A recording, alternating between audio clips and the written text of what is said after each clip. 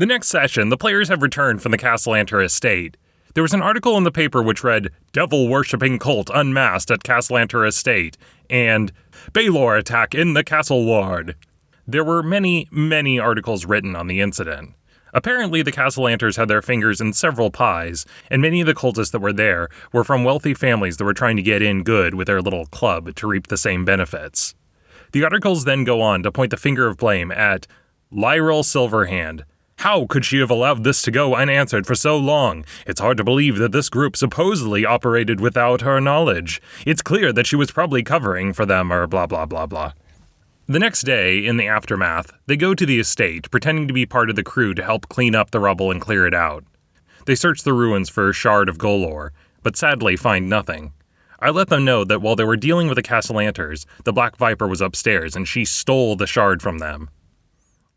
Also, this day was the day for the Day of Wonders Fair. On the street front, they were setting up. The players had agreed with Zardoz Zord to help them out with the fair and do various performances. Nana had to bow out of our sessions. They were just getting a little bit too busy with work. On their desks the next day, the players find these little medals. They had the Waterdeep Guard insignia on them. The players were immediately super skeptical of them. Nope, not more magical shenanigans. Identifying them, they see that they have a beneficial effect. Also that they were not able to be taken from them, which was immediately even more suspicious to them. Val also suspected that it had something to do with the fact that Zumbo was acting kind of odd. That morning, Wren was looking over the magic items that he had gotten before, a deck of cards. It turns out that he had actually kept one or more items amongst the auction goods. He goes, shrug, I'm just gonna pull one of the cards. Val asked, why? Don't you think something bad might happen? We need to find out what it does. I don't know. That sounds like magical shenanigans. I just got turned back into my normal self. I can't promise you'd turn out the same. Come on, Wren said. What's the worst that could happen? He pulled a card. On the image was a tarot card. The image had someone whispering, with a blindfold over her eyes. Cursed by sight, cursed by light, twisting shadows, endless night. Suddenly, Wren changed. His pupils dilated. He held his hands over his eyes. He could feel his body changing. After a few seconds, it seemed to be over. He seemed fine, but when he removed his hands from his eyes, he had to put them back. He had a splitting headache, and the light was just too bright. They realized that he had pulled a card which gave him dark vision, the kind which made seeing in normal light blinding. The players also figured out that the deck only makes effects that last for 24 hours, so it was going to be gone by tomorrow morning. Ah, crap, he panicked. I got the performance today. He was right. Remember, today was the Days of Wonder Fair. There was a knock, knock, knock on the door. They answered it. There was a very serious-looking woman with a clipboard, her hair up in a bun, and glasses. I'm with the Castellanter estate. I'm looking for Elzarina and Terenzio. Whoa, we don't know what you're talking about. They motioned to the kids to have them escape out the back. My name's Madame De La Roe. I'm here on behalf of the Castellanter estate. I urgently need to speak with them on matters of the law. What's it about? I do not have permission to discuss those matters with you. Well then, we don't have to talk with you either. They slammed the door in her face. What a bitch! Before the fair, they got a message from Zardoz Zord asking for them. They find him in his tent. For some reason, it's awfully dark in here. I'm having a bit of trouble, Zardoz said. I received these messages recently. He held up a stack of papers. The players opened them up. Inside was a message saying, Give over your shard of Golor to Manshoon, or else there will be consequences. Then there was another paper saying, Ignore that last message. That guy isn't actually Manshoon. He's actually a phony. Instead, send it here. All of the notes were different Manshoons threatening them. Oh shit, Manshoon's here, the player said. Probably some prankster, he said. I don't think the threats are very credible, but I'm bringing it up to you because there might be some trouble, and I want your team to keep an eye on it. The players brought up, It says here that Manshoon is threatening you about a shard of Golor. Do you have one? Do you actually know what it is? Ah, yes, he said. I see you and I happen to be both players in this game. Perhaps I should introduce myself." He removed his hat, bowing low. Before them, Zardoz started changing, his hair receding back into his head, face becoming longer and more narrow. The players gasped as the disguised self faded away to reveal, Manshoon! "What? No," he said. "What? Why would I be threatening myself? I'm Jaraxel Banray." The players were silent. They didn't seem to recognize the name. "I'm the infamous underworld criminal." They didn't seem to recognize him still. "You might have heard me from Maxine. I run Bregan Arth, a group of drow spies." "Oh, yeah, right, Jaraxel Banray. Right. Him. You're that guy." "Anyway," he said. He pointed to Wren. "I see you're having issues in the light, aren't you?" Wren nodded, covering his eyes still. "Here, I have an extra one."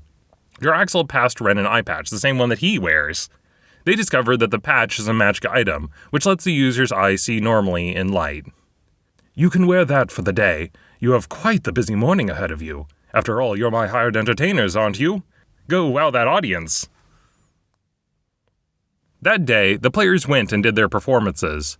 Tuff did some trick shots with his bow. Wren and Val did the snake charmer trick. Jaraxel came through the parade disguised as Zardoz Zord, riding his axe beak. They had the evening to themselves, doing whatever they wanted and exploring the fair. Tuff played in a shooting game for stuffed animals. However, he sussed out pretty quickly that the game was rigged, but still managed to win anyway. Success," the carney said nervously.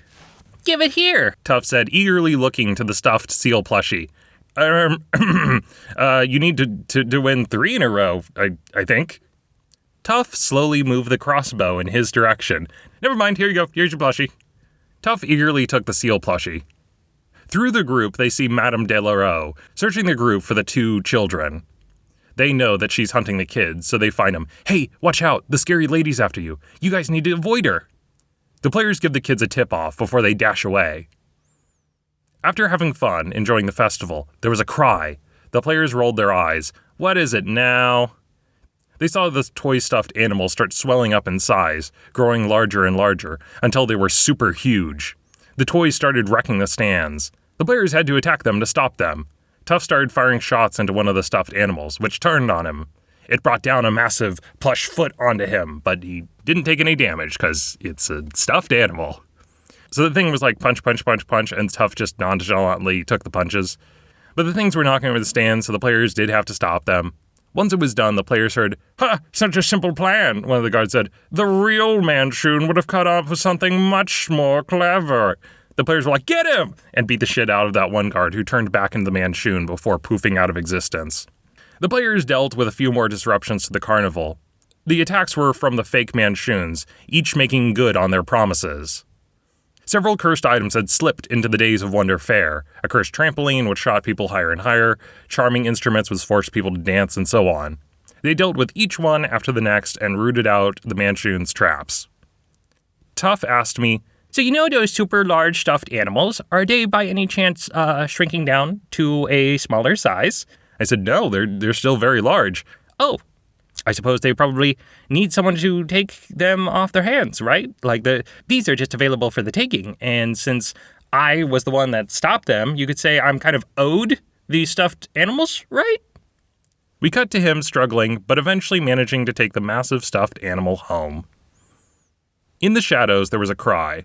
The players leapt into action. What now? More Manshoon nonsense? But when they got there, what they see is an elderly man was attacked by 2 bone devils. Ah! The players fought the bone devils, but they noticed the tattered clothes that seemed familiar. When they beat one of them, the bone devil transformed, turning back into a child, who they recognized. It was Terenzio. They discovered that these 2 were the Castellanters. They fight, restraining the other one. The 2 children had transformed into devils. Rushing up to the party is the lawyer. "We need to get them out of here." The party took the kids back to their manor. The children's visages faded, and their form returned to normal. The lawyer, Madame Delaroe, explained, "I'm the lawyer who works for the Castellanter estate. The 2 children are unfortunately suffering from a curse. Since their parents had sold them as part of a deal for their fortune, they will continue to turn into devils unless we're able to reverse it." Why didn't you tell us that before?" She held up her arm and showed them a set of runes there, the same ones Val had before, which meant she had a devil's contract with the Castellanters. "I am bound by my contract. I cannot discuss details with their personal affairs unless I have expressed permission from them, or you find out by other means. They have now given me that permission, so I can discuss it with you." "What's going on? What happened?" She explained. "The children are turning into devils, as it is the end of their contract. With the deaths of their parents, I need to transfer ownership of the estate to their hands. That way, they will stop their transformation." Wren was like, "I don't get it. How will transferring the contract help them?" She explained, "When Victorio and Amalia agreed to work under Asmodeus, they sold their future children to help him. Amalia deeply regretted her decision, but a contract was a contract. The only way for them to buy their children back was to pay one short of 1,000,000 gold to him. They believed that the Vault of Dragons would give them the money that they needed." I also didn't tell the players this, but the Castellanters didn't just need the gold to clear their contract. They also needed 99 souls. Their original plan was to have a party and invite many of their supposed blood-sucking friends. They would have a toast with poisoned drinks and kill them. Then they would carry their bodies down into the blood portal and toss the bodies in. "What if they don't take over the contract?" the players asked. "Then their souls will be claimed by Asmodeus and be beyond our saving." "So that's it?" Tuff asked. "That's just their fate? They just have to be claimed by Asmodeus? Well, is there some kind of loophole? Like maybe something we could do?" Tuff suggested. He sat down with Madame Delarue. "I'm going to sit down with her and discuss the details and see if there's some way we could get them out of the contract." "I let you know, if you want to do that, she will help you. After all, the children have named you as associates of theirs, so you're entitled to her help."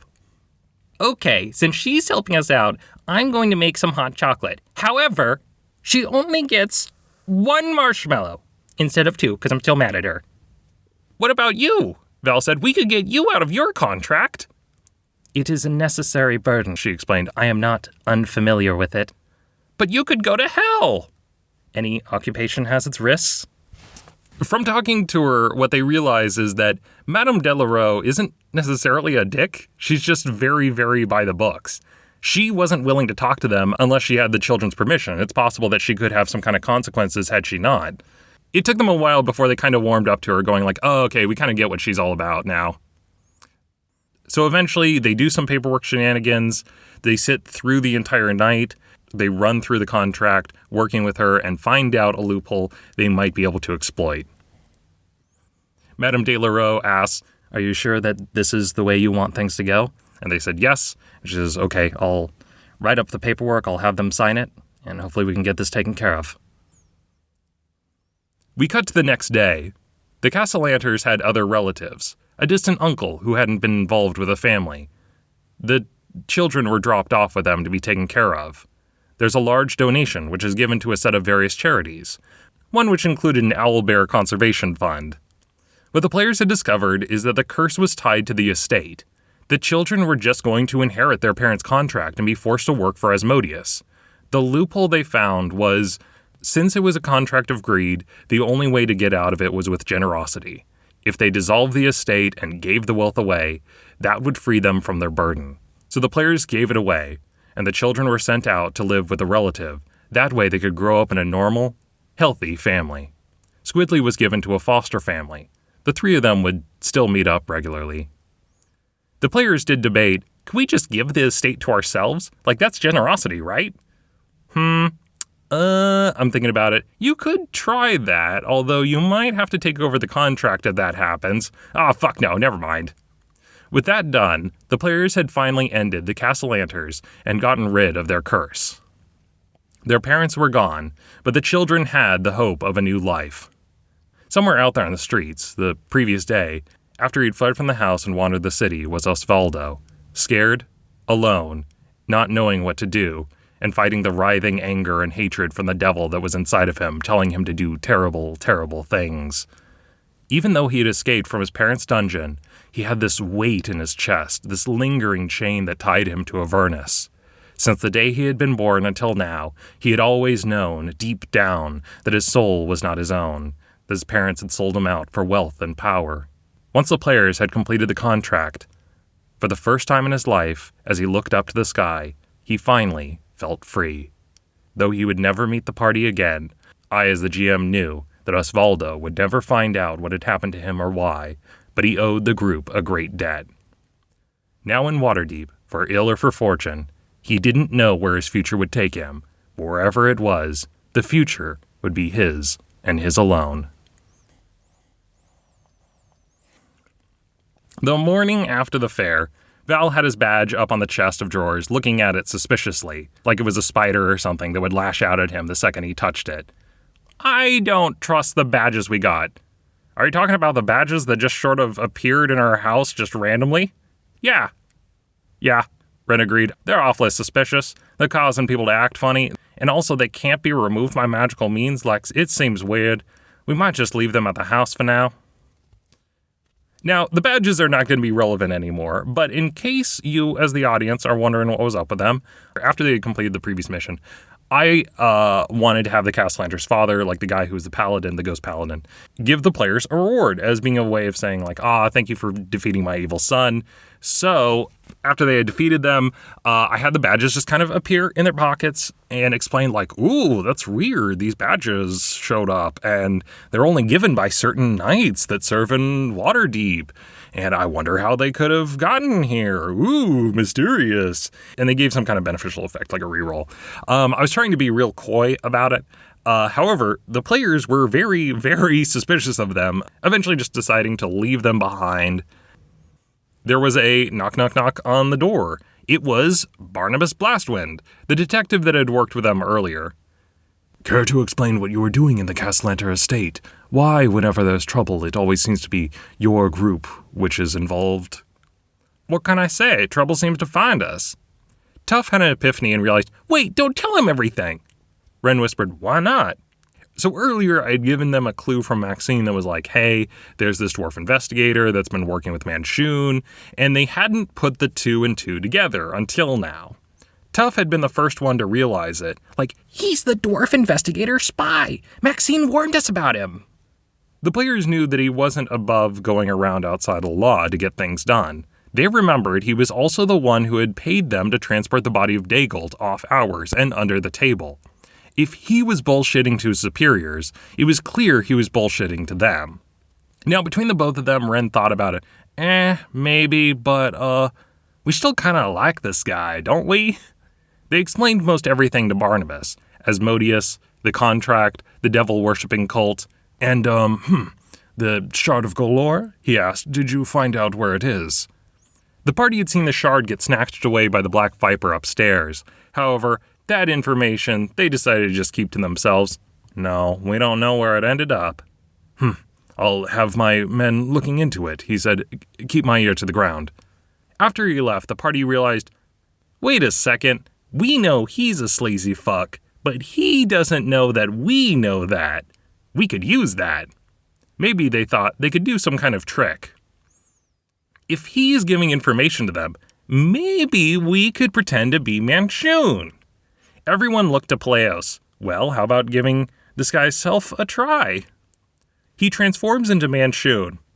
Okay, hello, look at me. He says, it's me, Manshoon.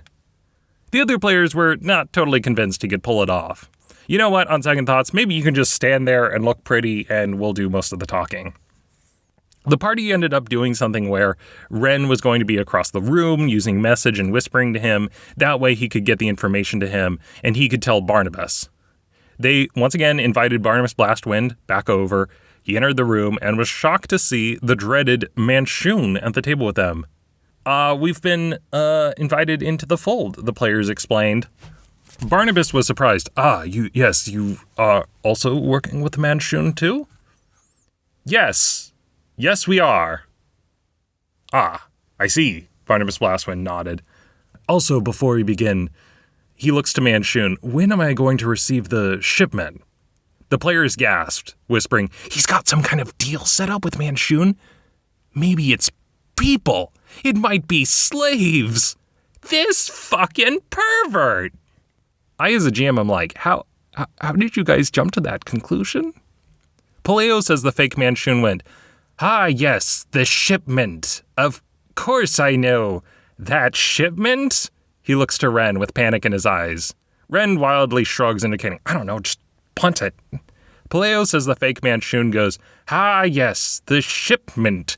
You will be receiving extra, and is coming in the next few days. That's why I can't ship it right now, is because we need, to put more of the product in there, and then you'll get it later. Ah, I see, he nodded. What do you need from me?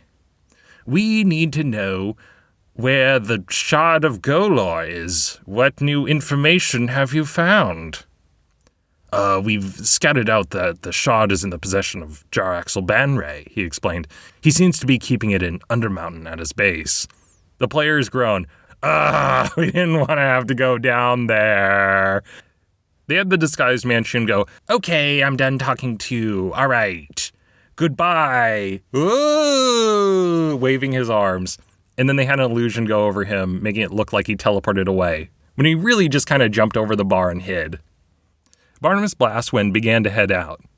On his way out, he asked Wren, I was a little surprised that you were working with Manchun. Didn't take you to be the type. Neither did we think you. Yeah. Fair. He was looking over Wren, thinking. He seemed like he was going to ask something, but decided against it. What the players were finally able to do was they were able to figure out the newspaper article that they had heard way back on the first day when they had initially arrived. Just as a reminder, in the newspaper there were details about the rumors of Manchun being seen in Waterdeep, and Barnabas had been the one at the scene telling people that it was just a myth and that he would be investigating it.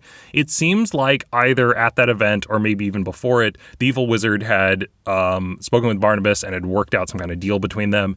Perhaps he had lied to the paper or covered for him or maybe got something out of it. Wren decided, you know what? I'm just going to go talk to Barnabas Blastwind by myself and try and get to the bottom of this. Wren went through Waterdeep and went to Barnabas's home and knock, knock, knock on the door. The investigator answered, Hey, I needed to talk to you. So what's your deal? Why are you working with a guy like that? Barnabas asked, Here, let me show you. Inside is the investigator's office. Wren sees many pinned tack boards filled with notes. I've been trading with a Manchun for these. Under his desk, he pulled out a set of scrolls and magic items. These are items that let me scry. I've been trying to find an answer to the biggest mystery in Waterdeep. Who are the Masked Lords? Just a reminder, the Masked Lords of Waterdeep are the nobles who run the city. They're kind of a secret cabal or council that wears disguises and makes the edicts that control the entire city. On the tack board, Blastwind has a list of hundreds of suspects. He was slowly going through them, crossing off names one by one, finding contacts, finding relatives, uncover who really is at the heart of the city. I want to expose them, he said. It's not right, I tell you. I live on the streets. These men, women, children die every day. And do they care? No. They think they can make their sweeping laws and hide. I want to find out who they are. I want hard evidence. I want to unmask them. Show the world who they are so they can answer to the people for what they've done. Wren was a little relieved, like, oh, okay, I thought you might have wanted to screw us over, but no, he just wants to screw the council over. That's fine then. Wren explained their position and was a bit more level with him about it. Barnabas explained, in truth, it also lets me keep tabs on Manchun's activity. We have an agreement. Besides, I think he's incompetent. Very, Wren nodded. But I'm making sure to give him some information the second it comes out of date. That way I can keep up my end of the bargain, he can get his. But I will tell you, he's been very, very curious about your group. After they talked with Barnabas, the party decided that the next thing they wanted to try and do was chase down the whole clock thing. Wren looked at the poem again. It talks about Storm's Herald. There's literally an island called that. We should probably check it out. They went to the dock at the harbor district. There they saw 3 ships that were Jaraxels, and they were part of the Sea Maiden's Fair. I'm like, the main one is Heartbreaker, the other 2 are Eyecatcher and the Hellraiser. Tuff was like, wow, that's so lame. Talk about overcompensating. When they arrived, They saw a dark shape in the bay. A bronze dragon's head poked out of the water.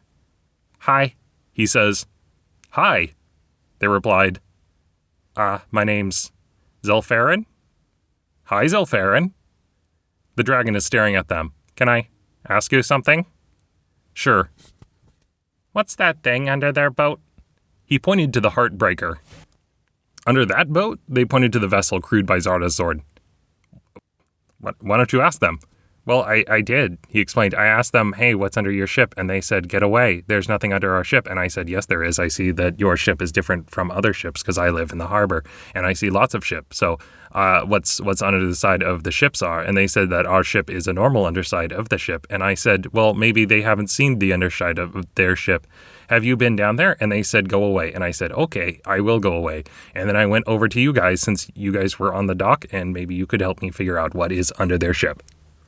"Ah, sure, I guess." "Also," he explained, "things fall down here all the time. This chest has gold in it.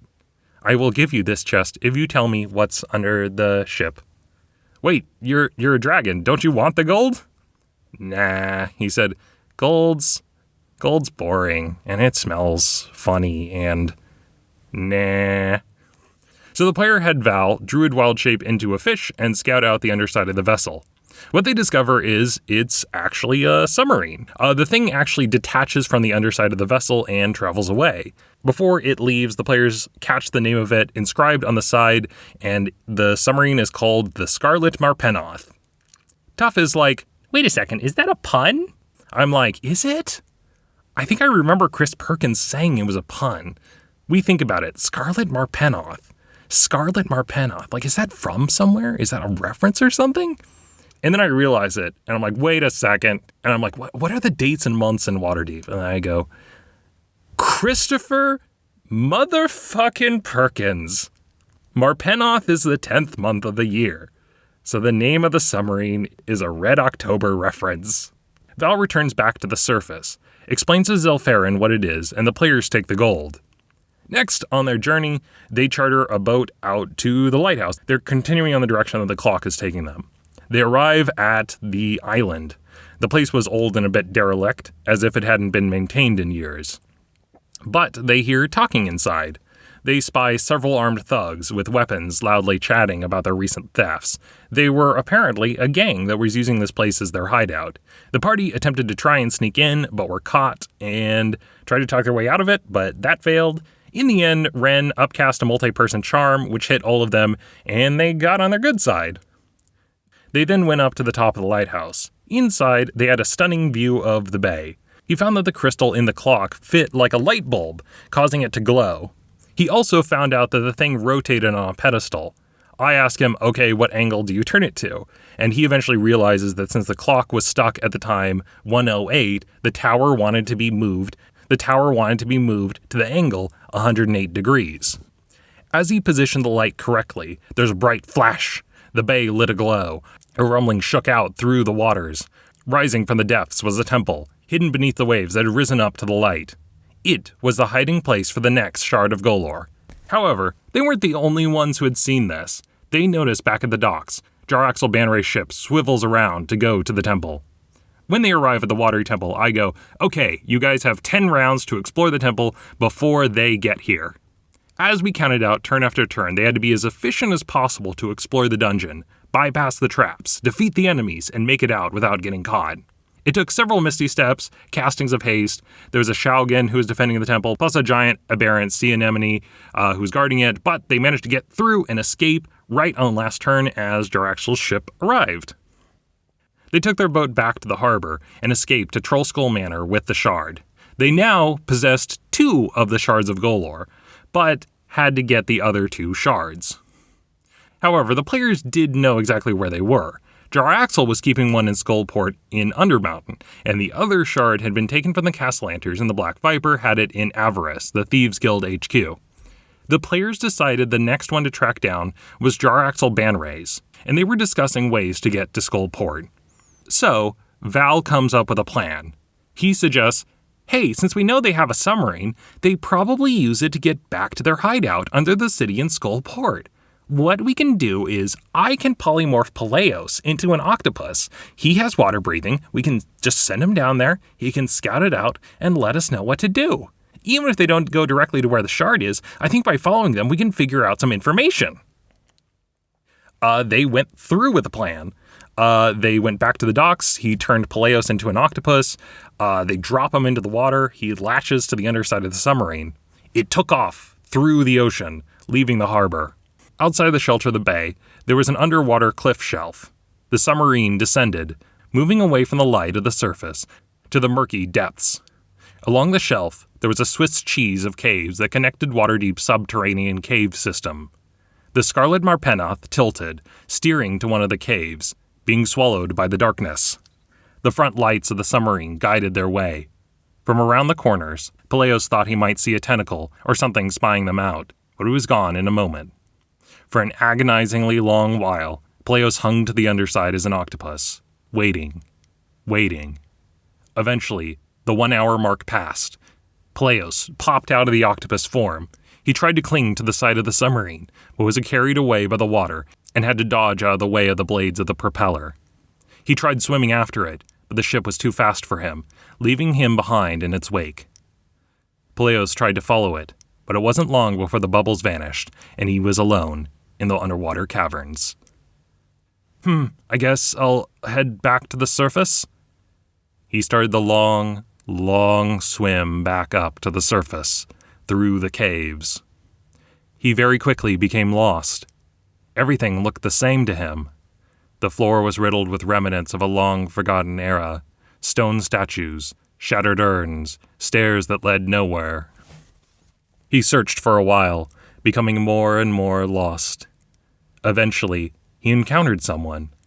A woman was floating in the water, with long kelp hair, webbed hands and long claws. Then, there was another one, and another. They drifted closer to him, silent in the water. She lifted up her head, revealing back her horrifying face with sharp teeth and slitted inhuman eyes. These were sea hags. They have a trait called Death Glare. He rolls and I describe. Peleios could feel himself start to panic, his heart beating faster and faster. The last thing he saw before passing out was her face, and her arms reaching out to him before everything went black.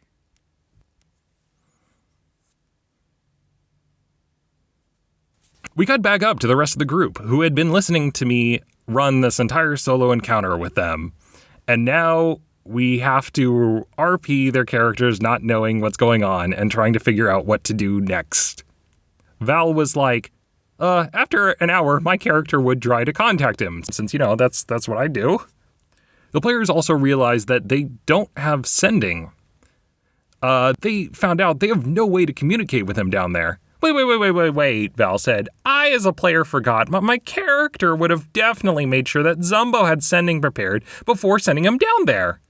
Well, Zumbo was a lot more like, nope, I don't have it. I didn't say I had it before, so I don't have it. Val also kind of felt guilty for sending Peleios down there by himself. After a short debate, Zumbo relented and said, fine, my character prepared sending the day before, so now we can call him. He goes, bada bada bada bada, bada bada bada bada, bada bada bada, but no one picks up on the other end of the line.